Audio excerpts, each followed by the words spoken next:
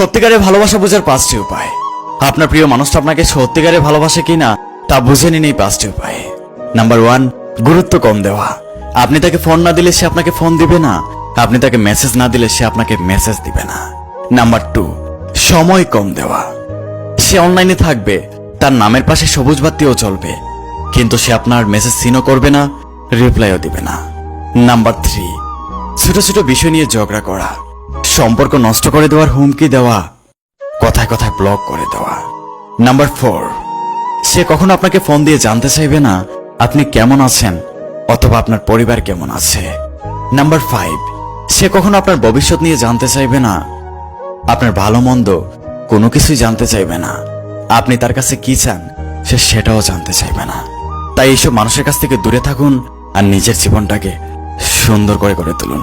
আর এই ভিডিওটাকে শেয়ার করে দিয়ে সবাইকে সচেতন করে দিন। ধন্যবাদ।